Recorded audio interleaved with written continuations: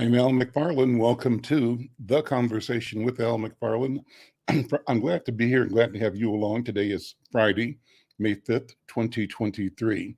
And Friday, it's the Healing Circle.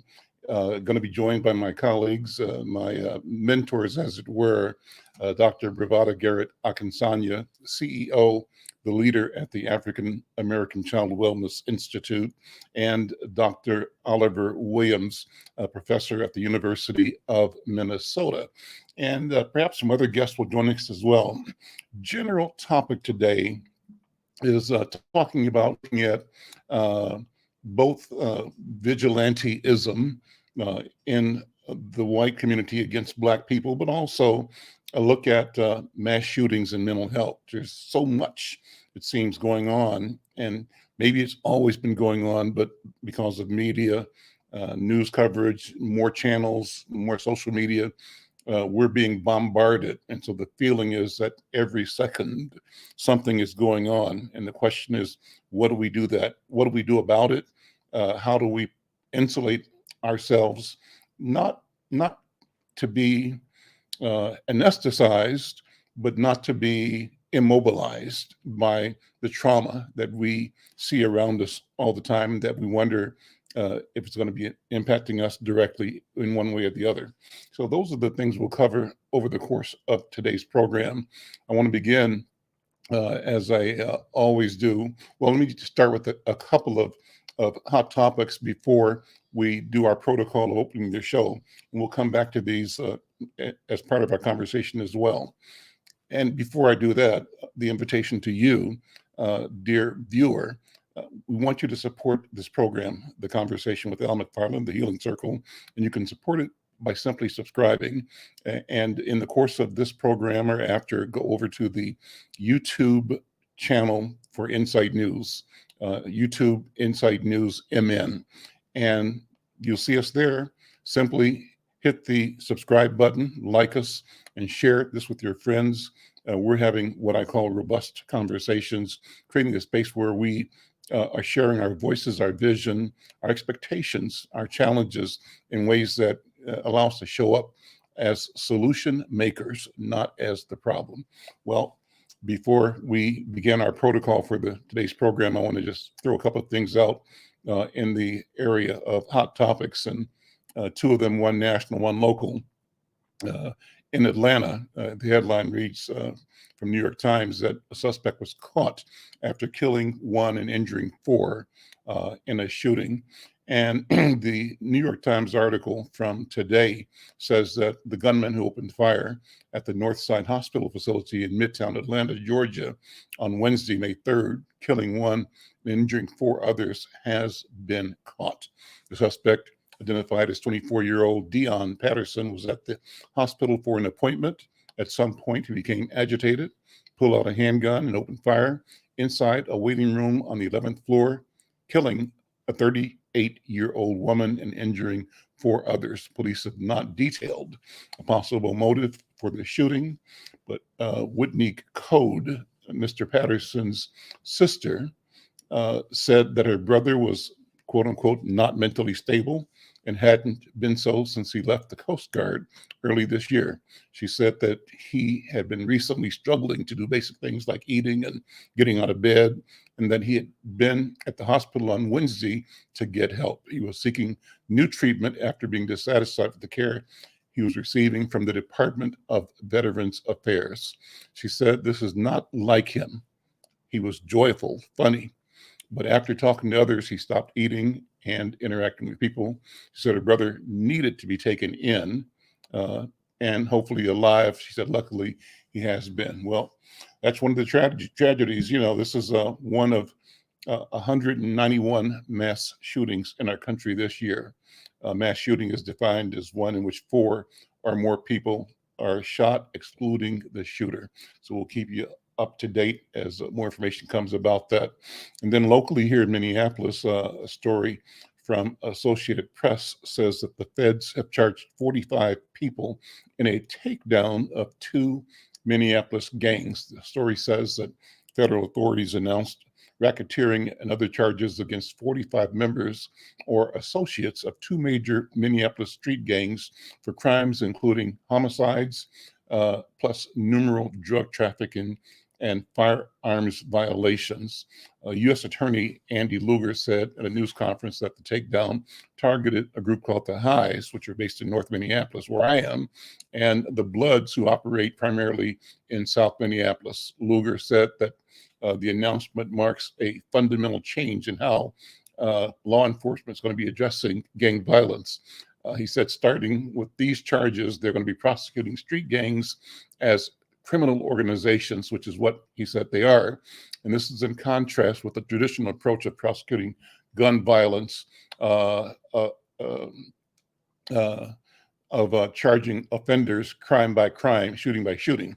And the distinction is that I watched the news. They said they're going to charge all 45 with all of the crimes that their organizations have been involved with, saying that all of them are equally culpable. The story goes on to say that the Racketeer Influenced and Corrupt Organizations Act, known as RICO, is at the heart of the case. RICO requires prosecutors to prove that the gangs are criminal enterprises and that members participate through a pattern of racketeering that can include everything from state crimes such as assaults and robberies and murders to federal violent crimes. And if this criteria is met, it lets authorities prosecute all members together instead of one at a time. Lugar said this is a powerful and effective tool for dismantling criminal organization, and it carries its own set of penalties, including life in prison for gang members who commit murder. There's more. It's an interesting story. Well, with that, one last thing before we go to our organization or to our protocol of starting the program, I want to acknowledge that today is May 5th, it's Cinco de Mayo, and you know, what's that mean? Let me give you a quick rundown. So in the early 1860s, Mexico was in financial trouble and defaulted on its foreign debts. And as a result, the country was invaded by several European powers, including France, which sought to collect on its debts and establish a colonial presence in Mexico.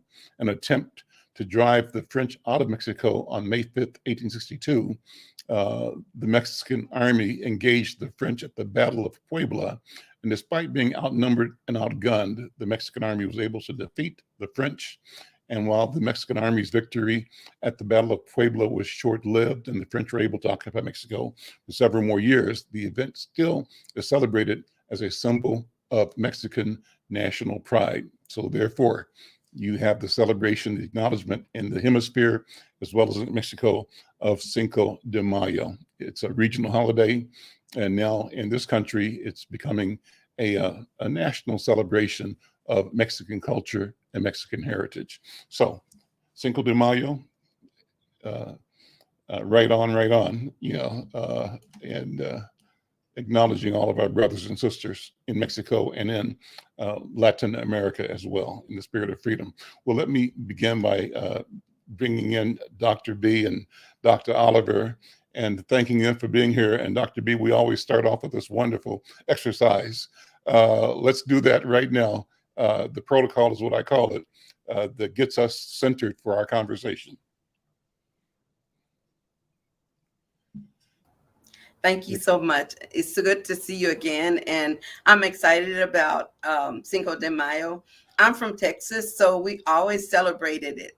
And one of my best friends when I was in school, her mother taught me how to make tortillas, taught me how to make tortilla soup, enchiladas. And so we would always get together. She would make tamales. And that was a very ritualistic process of doing the tamales in the kitchen, and it was really something that was close to my heart. So although I am not Mexican American, I really honor and celebrate Cinco de Mayo because it talks about the resilience of a people, and that resilience is still alive to this day in their very blood, in their DNA. And I celebrate them. I'm happy that, you know, we can look back on history and think about the persistence of those ancestors as well as our own. So as we do in the circle, we always create a circle, although it's virtual, where we celebrate one another. We celebrate our history. We celebrate the shoulders that we stand on and honor our elders. And we honor our elders because they are, again, the shoulders we stand on, and we honor them because they are closest to our ancestors. And we honor our ancestors because they're closest to the Creator. So in this space and time, as African people in the diaspora, we recognize our connectedness, our interconnectedness, and our interdependency. And we understand that all in this belief structure called consubstantiation, all living things are connected, and we are connected to each other and every person on this planet, every living thing, the earth, the sky, the wind, everything is a part of who we are and who we should see ourselves as being. So in this circle, we like to do a circle because a circle represents the way power is distributed in our culture. It's distributed in a circle where there's no hierarchy, but everyone in that circle has voice and equal access to the center, which is the space of power. And one of the things we also do in this circle is we honor the orderliness of our ancestors, the way they allowed voice and shared power and change to occur from the smallest to the largest, from the oldest to the youngest. So in that process, we use a virtual talking stick. If we were in a circle, we would have a stick passing from one person to the next. But here we have a virtual talking stick. And the way it works is anybody who's holding the stick, they have the floor, and after they get through the stick, they pass the stick to the next person, and it goes round and round. Or people can even ask for the stick if you just get excited, like I do sometimes during these conversations. I want to jump in before it's my turn to get the stick, but I want to say that that's how we start today. And once again, happy Cinco de Mayo to our brothers and sisters. And I give you the talking stick back. Bye-bye. Thank you, Dr. B. And I wanted to say a little bit more about Cinco de Mayo, and also to people who are listening, let us know where you are. Drop a comment on with your name and say hello, ask questions, make comments, let us know where you're watching from. We appreciate that. But I remember my only visit to Mexico was I won a trip. Bobby, my wife, and I won a trip from KSTP, I think, to Acapulco. And we're in a hotel, and we were like maybe with 40 or 50 other Twin Cities people, but we were the only Black ones in that group. And I remember being in the hotel and seeing some brothers, a guy looked like Leroy from around the corner on Plymouth Avenue. And I went over to the guy and said, hey, brother, hey, bro, how you doing, man? Talking like we talk, right? And he said, Perdona, no hablo inglés. I said, where are you from? He said, soy de aquí. He was from there. This was his home. And what I came to know is that there are many, many, many Afro descendants in Mexico, particularly on both coasts, actually. And that just tells you that we're everywhere, number one, and we are in family and community with indigenous people. And we're in family and community with those who are the descendants of the colonizers, but all together responsible for creating something new and something better. So again, hats off to the spirit of freedom and pride for the people in Mexico and the people in the hemisphere in the world who now join them in celebrating that spirit, toasting Cinco de Mayo. Well, let me go back to the original idea to talk about white vigilantism today and to talk about mass shootings, because it's a big issue. And I read a couple of things to begin with, particularly the fact about the person in Atlanta, Black person shooting, I'm presuming, other Black people. I read about the Bloods and the Highs here in Twin Cities being arrested by a task force of federal and state and local officials. But I also wanted to talk about some other elements that focus on the question of white vigilantism and Black bodies. And here's a couple of recent stories where vigilantes have attacked Black people and are likely to walk away without any repercussions. And one of them, I think, going to be able to show this, is about a New York City woman who plowed into Black Lives Matter protesters, getting no jail time because she entered into a plea deal. Briefly, Kathleen Casillo, who's 53, faced 7 years in prison if convicted in the December 2020 incident that left 6 people injured. Instead, she was sentenced to 5 hours of community service as a part of an agreement with Manhattan's district attorney's office. Under this deal, she pleaded guilty to reckless endangerment, a misdemeanor, but that gets knocked down to disorderly conduct if she fulfills her sentence and stays out of trouble for 6 months. So that's one. Do we have video on that, Vash? I'm not sure if we do or not. And if we, well, there's the story there. Let me ask you to respond to that, first of all. Dr. Oliver, I'm going to pass the talking stick to you. When you read stories or hear stories like that, what does it tell you? How do you assemble that information? How do you keep us from getting depressed at what's obviously the double standard? Well, I tell you, I think that it's kind of a hard thing. When I heard about that, but then, the other circumstances where I know that's been true too, I get angry. I have a reaction to it. But the only thing oftentimes that what helps me feel better is when I see that justice is happening in terms of being able to respond to it. It does remind me that we are devalued in some way in terms of how we're treated in the world. But the only thing I can think of is the fact that we have to keep on keeping on. And then not to minimize it, but I think having opportunities to have discussions like we're having now is helpful. That we're not carrying it by ourselves. Mm-hmm. But when there's justice that happens in terms of being able to respond to it, that's important. And then what happened when George Floyd was killed, and that there was a response to be able to address it in the correct way, and I appreciate Keith Ellison for doing what he did in terms of taking responsibility for that, to know how to prosecute it, but also to understand what the barriers were. That helps me feel better too. So with this young lady, and then the other story that you came up with too, Brother Al, is that there is no justice. That when you see it in front of you, Mm-hmm. and you see that people are doing wrong, and they know that they're doing wrong, I keep thinking about the fact that it's bad now, but it was worse when my dad was a boy.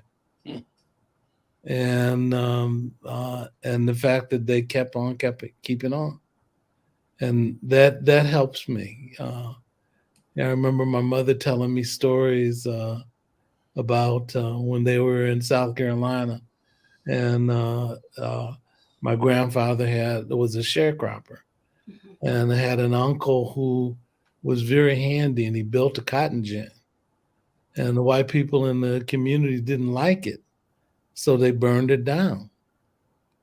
And then my relative ended up being very nifty and rebuilt it. And then, but what they had to do is that they tried to chase him out of the county because of, that type of thing. But the thing that was interesting is that every time something like that happened, my family found a way to keep on going. Mm-hmm. And that's what we have to do, is we have to find a way to keep on going. Mm-hmm. So Before I bring Dr. B in to respond to that, let me share one more incident. And I'm not sure if we have video. If we do, we might not. But it's an article about a quote unquote good Samaritan who attacked a TJ Maxx shoplifter. And the article says that this guy just wanted a reason, an excuse to assault a Black woman. And before I read something about that, Vosh, do we have video for this or not? Let me know in the chat if we have no video. Well, let me just share the story. I watched the video of it, and it's really horrific, but I'll read it. It says a TJ Maxx customer in Mira Loma, California,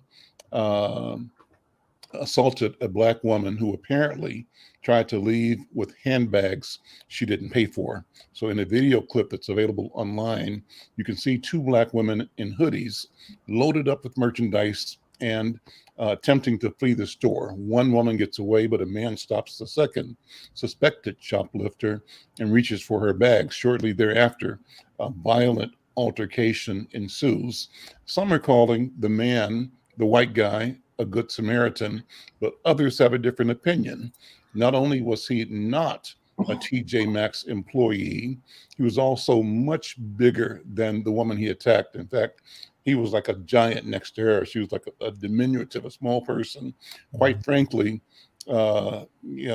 this post is saying the bystander should not have gotten involved at all.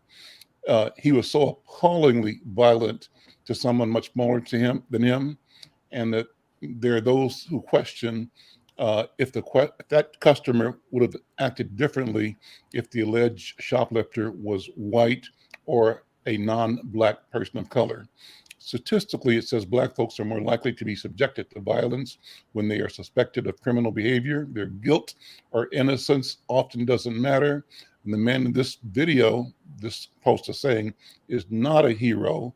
He is an aggressive vigilante who needs to be checked for what he did. His behavior being deemed brave isn't entirely shocking, though this is America after all. So the woman was able to leave the store without the bags that she tried to take, and a report was eventually filed by law enforcement. So far, no arrests have been made. I mean, this was so violent that it almost looked like if it had lasted any longer, this woman's neck could have been broken. He was manhandling her, throwing her, tossing her almost against fixtures in the store. And it has to be a miracle that she wasn't, damaged in a way that's more permanent. So let me pass it, talking to Dr. B. How do we look at, again, our people being treated differently, two standards, right?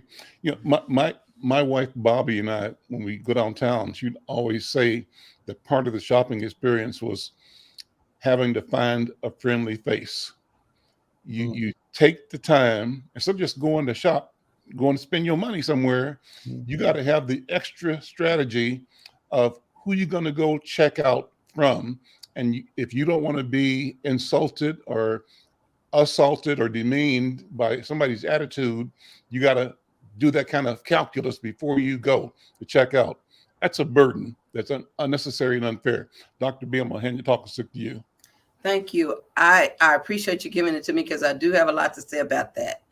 As a black woman, I believe most Black women spend a little bit more time in retail purchasing things than our brothers. Mm-hmm. I'm not going to generalize that all Black women shop, but those of us who do, when we go, there's almost a unwritten protocol of how you engage in a store.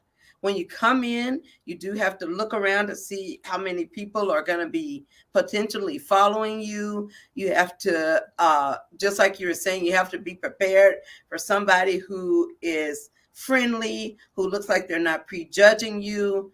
And in addition to that, you have to dress a certain way so that they feel like you have the money to buy the stuff you're trying to get. It's hard to go in there without them judging, or she doesn't make enough money to pay for this $20 belt. So you have to dress a certain way, and you have to elicit help. You don't wait for them to come up and say, may I help you? Because most of the time they won't do that. They'll follow you, but they won't say, may I help you? So you have to learn to go up to them and say, could I get some help with this, please? Because automatically when you're asking them for help, they realize, oh, she probably isn't going to be stealing because she's asking me for help. So it's a whole lot of the things in how you handle the dressing room if you're trying things on. And it's just a lot to avoid those everyday microaggressions where people come to us and they have that automatic assumption of criminality. And I talk about this a lot, and it's like I have to use psychology to explain it. In our first class of Psychology 101, they teach us about a man named Pavlov. And Pavlov had a dog, and he would feed the dog and measure how much the dog salivated. Then he paired the meal with the bell. So he would ring the bell, bring the food, and then measure the salivation. So then he says, it seems like those two things are conditioned. When they hear the bell, that means eat. And let me see what happens if I take away the food and I just ring the bell. So they rang the bell for these dogs, and the dogs salivated as if they had food in front of them. That's Psychology 101. The mechanism of paired association. Now you take that association and you pair stories about Black men having tails, about Black folks being animals. You pair that with our Black chocolate faces. And over time, that paired association will be Black person, danger, kill. Black person, tree, hang. I mean, those associations are very powerful. And what we find in psychology is that they are transgenerationally passed down in bits and little stories and looks in multiple verbal and nonverbal ways. So when they see us, they think we're going to be criminal. You can't tell me that a lot of white people don't see a teenage Black boy walking down by their car and click on their doors and make sure they're locked. So to me, this is what it indicates. And it's not a little bit, it's pervasive. Because if you're an oppressor, you're going to fear the oppressed. You're going to think those people I abuse, if they ever get power, they're going to get me back. That's what they think. They think we're going to be as vicious, callous, hard, and inhumane as many of them are toward us. Otherwise, how could they explain slavery if they didn't do those psychological, mental acrobatics to make us less than human? So with that, I'm passing it to my brother Oliver. He studied violence his whole life. I know this brother got something to say about it. Here's the talking stick, brother Oliver. Come on with it. Well, one of the reactions that I have is I remember being a therapist outside of Pittsburgh, Pennsylvania, and I would sometimes have to come in on Saturdays. So there was a little old white man that whose daughter worked in the building, and this man had no authority, whatsoever. He didn't work there. His daughter worked there, but he saw me, and I was unfamiliar to him. So he wanted to question me about what I was doing there. And so when I hear those things, a lot of those circumstances in past situations sort of come up. And I confronted him, and he was trying to threaten me about calling someone, to check on me being there. Of course, his daughter had a bit more sense and confronted him and told him to stand down. But I confronted him too and said, and let him know that I had a responsibility being there. He didn't. it reminds me of that Rittenhouse young man that, the boy wasn't even supposed to be there. His parents brought him there. He wasn't in law enforcement. He was just a person that was an active individual who decided to come and to support law enforcement and kill 2 people. And the logic of doing something like that, I'm just trying to figure out why would somebody develop a sense of authority to be able to do that. Mm-hmm. And I know it happens in different ways, but I think the thing I get frustrated with about those things is that that's something that can harm someone else. Mm-hmm.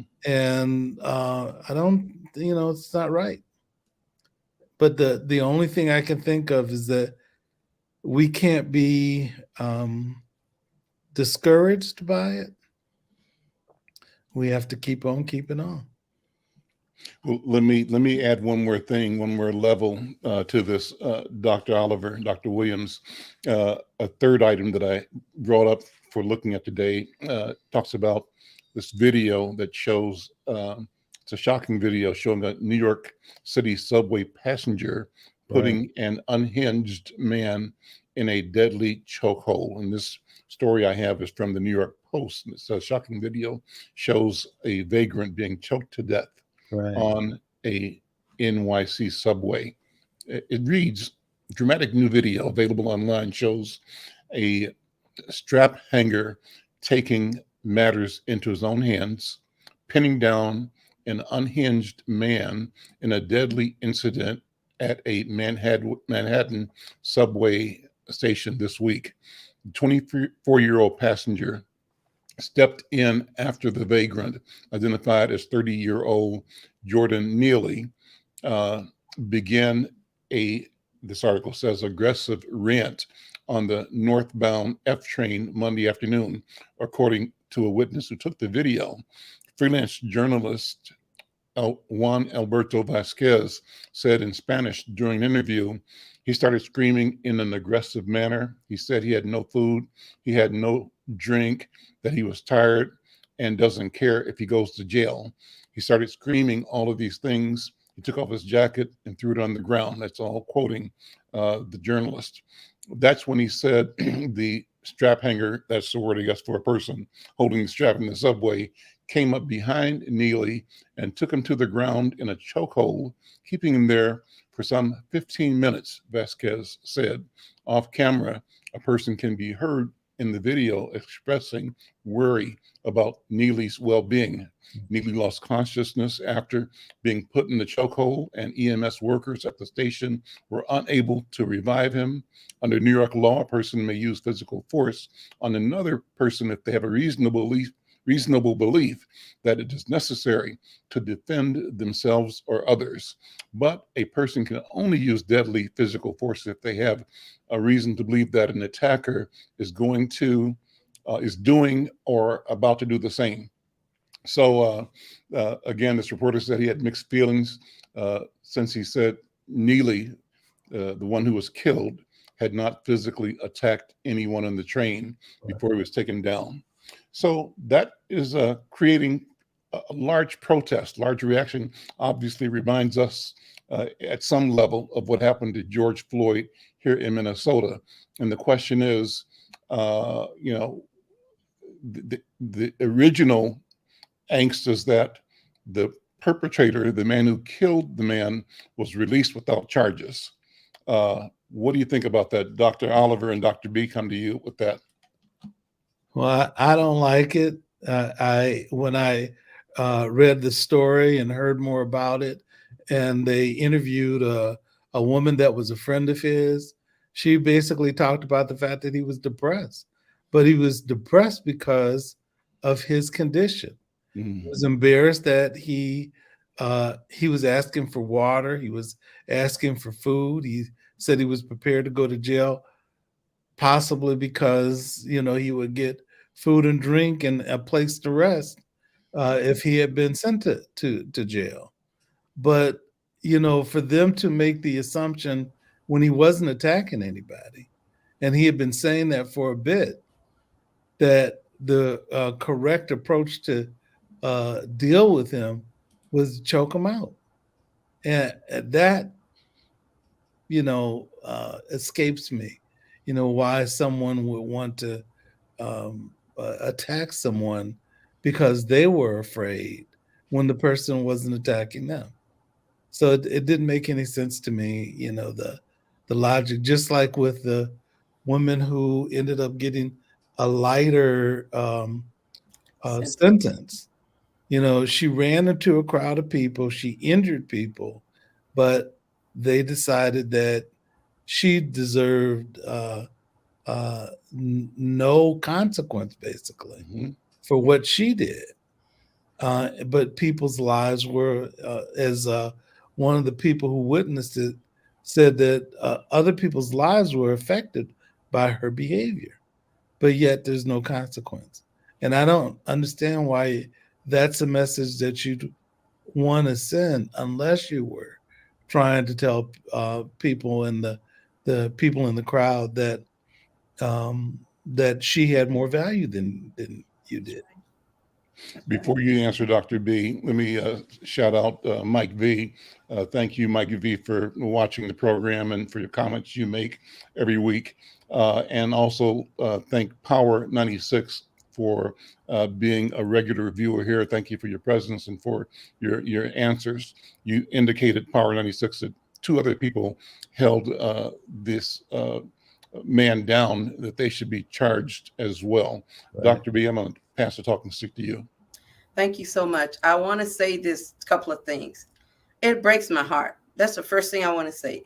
It breaks my heart because there in this country, in many places around the world, is a sense of entitlement, right, among white folks that they are God's chosen people. They are the police of the universe. They are superior to everyone who is Black or brown bodied. And their job is to keep all other white people, especially white women, safe. And what that means is that they go rodeo cowboy on us if they see us. And I just keep asking myself, what makes them feel entitled? This young man in this situation, what made him feel entitled to do that to someone else? It's not his job. Secondly, it's not his business. Because I've been in subways and seen people who are having psychotic breaks or who are experiencing hallucinations. I don't get up there and mess with them. They don't mess with you. You don't mess with them. You just mind your own business. Right. But his idea that he had to be Superman and go run over there and take down this Black man because this Black man is menacing a lot of people and I'm in charge. I'm going to do something about it.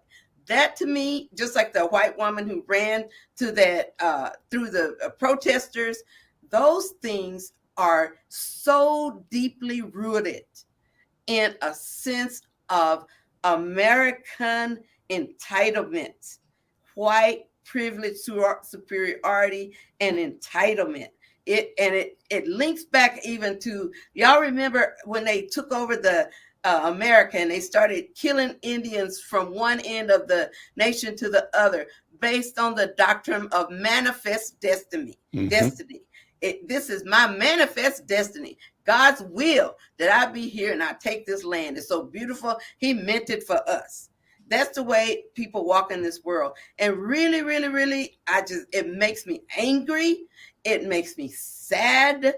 And it makes me very careful when I engage with people who hold those kind of quote unquote conservative beliefs about their role in society and their entitlement over that, a women's body, anybody, they have entitlement over us. Right. So you've just turned up some fire in me right there, Brother Al.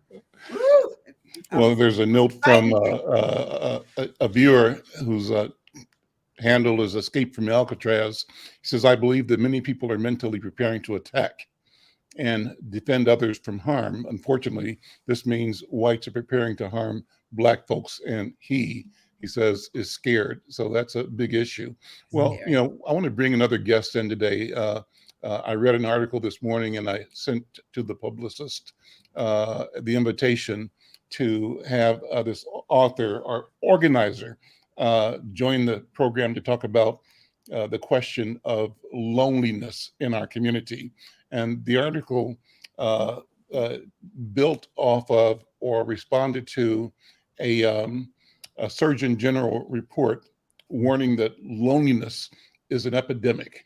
And the question raised is, what does it mean for America's youth? Dr. Murthy, the Surgeon General, says the solution is in rebuilding social connection in America. And the question is, what does that look like? Well, my guest, Jerry Sparby, has an organization called Huddle Up. And the question I have for him is to sort of explain how his organization, which is addressing the issue, responds to the challenge, and exactly what the organization does. So Jerry Sparby, first of all, welcome to the conversation with Al McFarlane and to the Healing Circle in particular. How are you doing? I'm great. Thanks for the invitation. Well, thanks for responding to short notice, but I said I saw the press release this morning and sent a note right away saying, let me find out just what's going on here and what solutions you're bringing forward. Take a minute to talk about the organization and the topic in general. Frame the topic for us to talk about loneliness and how we need to respond to it. Well, in my career, my professional career, I started out as an elementary teacher. I was in a classroom for 20 years, and then I went on to be a school administrator for 17 years in the public school. Had a school shooting, which absolutely changed everything in my life. I spent some time with Jason, the shooter, in the detention center, trying to understand what had gone on. And Jason, he shared that he was invisible, basically, that nobody in the school knew that he was alive. There wasn't any kids. There were other kids in the class. The teachers didn't know he existed. And so every day he'd show up and go home, basically without anybody knowing that he had been there, other than his parents would send him off to school. And through that process, I made a commitment, because Jason said, Mr. Sparby, if you do one thing, would you do everything in your power before you die to stop school shootings?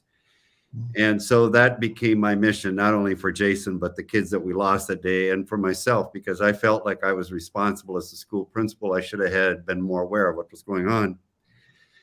Anyway. Tell us, before you go on, Jerry, tell us about what happened, when it was, where it was, and give us the picture of what happened. Okay. It happened out here in rural Minnesota. It'll be 20 years this fall since the shooting. And I have been trying to figure out how to truly address this situation. And so I went back to school to get my counseling and therapy degree, and I started working with intense kids, potential shooters, kids who had tried to kill their parents, kids who had tried to shoot other people, etc. And I was basically all over the country working with these kids. And I found that all of these kids had the same profile, that they were the invisible kids in classrooms, that nobody knew they were alive, or that's how they perceived it. And so the first thing I did was I started the Yes Network in St. Cloud. And my vision was that having kids in these under-resourced neighborhoods have an opportunity to add value to their neighborhoods, into their homes. And so I started out with 10,000 that first year, and we went in and we provided meals. But our bigger thing was we provided opportunities to let these kids play together. And it was about getting them outside, helping them become leaders within their class and within their neighborhoods. And at the end of the day, we would clean up the neighborhood. And as a result, I'd give them $400 if they committed to the summer. And it was really going well until COVID, and COVID basically blew us out of the water. And this was all in St. Cloud, or what city? We were in St. Cloud. In St. Cloud, okay. Mm-hmm. And we couldn't get the kids back out. Kids got on the screens, and getting them off the screens was next to impossible. So after COVID, we intensified our program. I had 154 high school kids working for me. I had 30 teachers out there working for me that were committed to making our community a better place. And the kids would come out for 20, 30 minutes, and then they'd go back in on their screens. And it was just frustrating, as you can imagine. I invested a lot. I raised a lot of money to try and do this. Anyway, through that process, I realized that the screen had become the way of life for these kids. And also they had become socially awkward in a way that we hadn't seen before. But the bigger piece was not only the social awkwardness was coming from stress in their bodies. And I think it's the world that African Americans have dealt with forever. They've lived in a world of stress that most white people, including myself, have no idea what it's like to be in that world. And so my vision was that we got to get these kids connected. We had to get them off the screens. And so I got a couple of teachers that I'd hired 30 years ago to work with me. And we pulled together 1,000 games, and we created a digital library that parents could go online here and say, I've got a 3 and a 4-year-old at home, and I have no idea what to play with them. And I've got 2 kids, and they could poke in 3 and 4, and they could say 2 kids, and they could say, I want to teach them honesty. And some games would come up with what they could do with if they had 10 shoes in the closet, or a bunch of socks in the laundry basket, or a bag of marshmallows.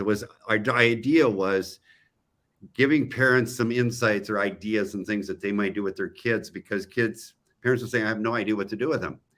And so our vision was, well, let's do that. Well, as we realized that, we were trying to help parents that probably teachers needed as much help as parents, or more, because they're responsible for a larger community of kids in a way that most people don't even understand. And so a year ago, the 3 of us, the 2 teachers and myself, we said, let's create this huddle up classroom model, and let's go into classrooms and model and mentor teachers, showing them how to get their kids out of their seats, how to get all kids connected, how to make sure that everybody in that classroom knows that everybody's alive and everybody's somebody, and that we can be together regardless of our color, our age, our size, our shape, whatever. And, as most of you are aware of, in defense of teachers, they've got too many kids in their classrooms. And so they put kids in bubbles, and they isolate them, and they separate them out. And so by the end of the day, out of the 5, the kids are basically isolated.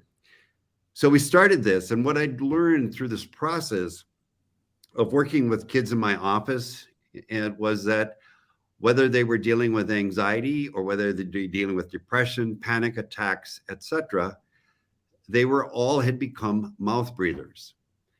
And so I then started to do further investigation. And these mouth breathers, I realized that they were not only mouth breathers, but they were sitting on a screen and not moving.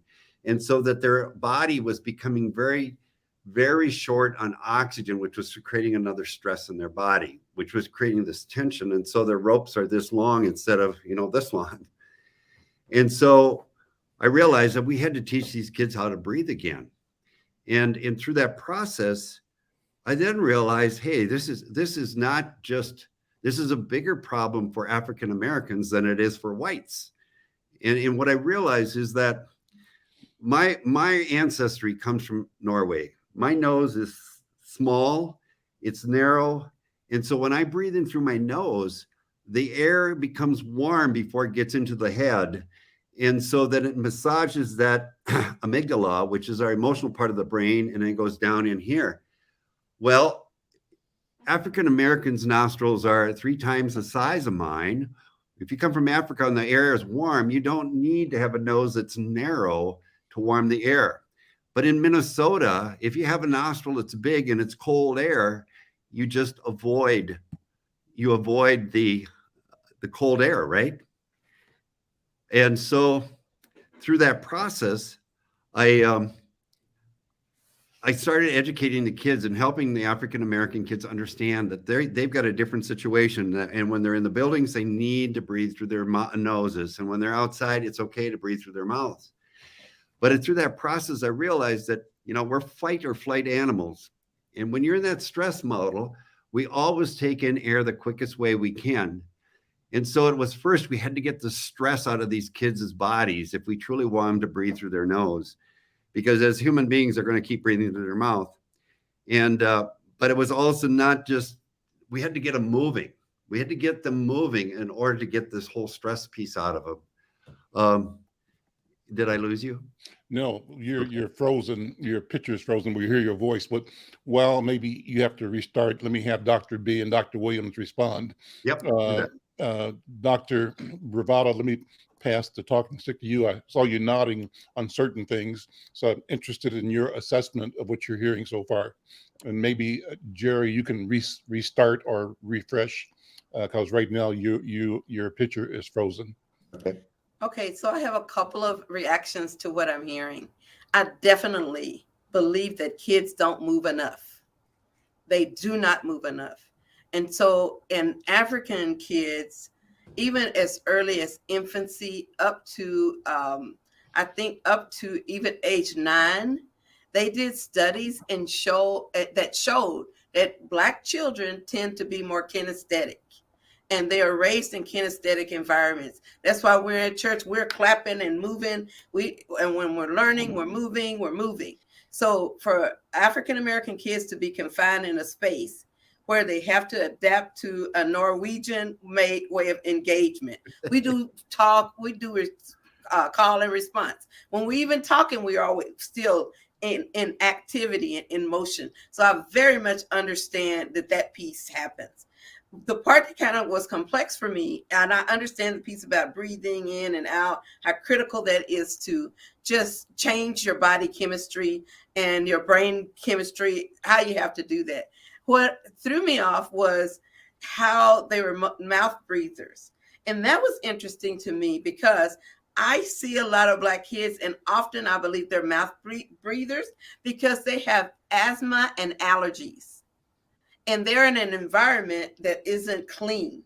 And they grow up, and the propensity to be in an environment that is less clean than maybe a richer person's environment tended to be something I see with the kids. So I'd say if I see 10 kids, at least 7 of them will either have asthma or some kind of allergy. And that's the Black kids. I don't know what the status is for white kids, but I can believe that would contribute to them being mouth breathers because their nose is stopped up.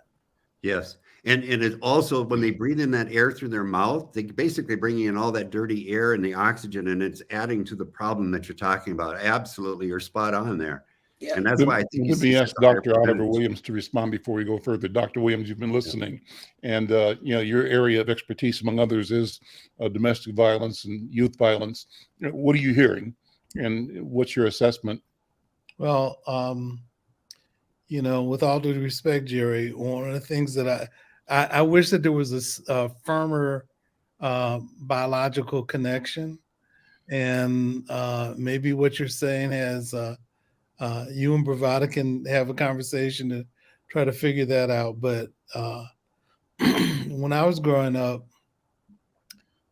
people would talk about the fact that African Americans were better at sprint speed for some biological reason. But they also said that we couldn't do long distance, and said that that's the reason why in earlier times, you had some people from the United States that were not African American that tended to win those things until you got people from Africa to compete, and then they started winning all the time. So but the social issues that you described made a lot of sense to me. That there are ways that people start to see the world and then influence the way that they behave, and you have to undo the ways that people are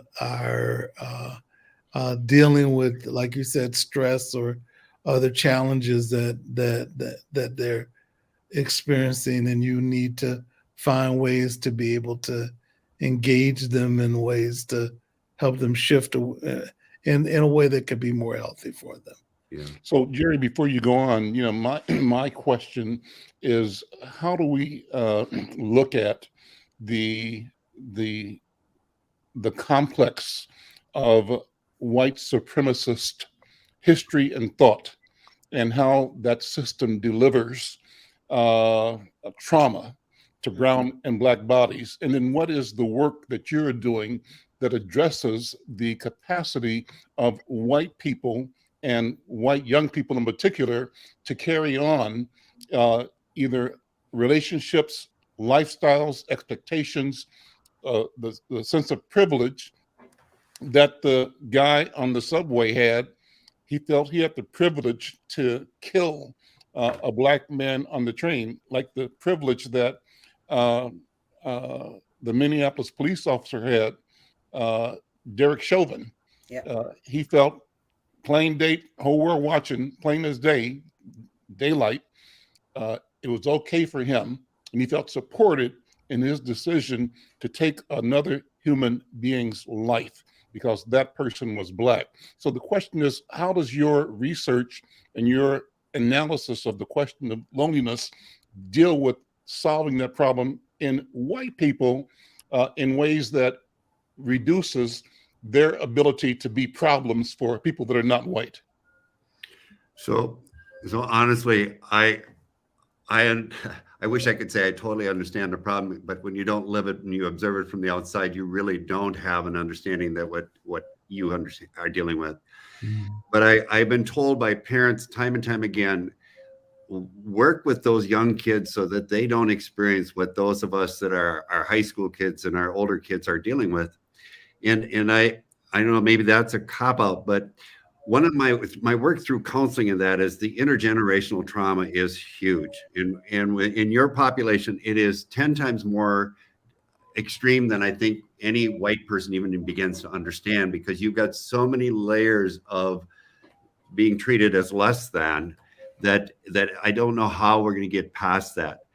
But what I really believe that what I'm trying to do is to try and help the kids in the classroom to see and experience their sameness, and but respect their differences, but also understand their sameness. That is the color of our skin is the small part. But we mainly are more alike than different. That's but right. The biggest difference is I believe is the intergenerational trauma that your kids are carrying with them that we've got to figure out how to address, because that's not going away by just playing together. I don't, it's going to help, but it's not just the ticket. So that's kind of the point I'm making, I guess, and the solution isn't only it's in us, it's in the transmissive environment, and the environment that contains that social arrangement is toxic to Black life. And so how do we address that problem at the source? And that is create difference in white people, white culture that awakens it to its awareness of its sameness with the rest of humanity versus an attitude that feels it's against the world. You know what? We're out of time. Listen, thank you. This is a good conversation. It's a good beginning. It's an important conversation. Thank you for your work, and thank you for being here. Dr. B, Dr. Oliver Williams, thank you both for being here as well. A lot to talk about. Mike V, thank you for your comment. You made a comment that said that pollution and heat islands in Black neighborhoods impact children's brain. When they shut down COVID, the thermal imaging show that reducing pollution has a huge impact on health. Good point. Thank you, Mike V. Jerry, I just want to say, Jerry, come back and talk to us some more. Yeah. This is great. Thank you for listening. Okay. Thank you. Take care. We'll see you next time. Okay. Thank you. Bye-bye.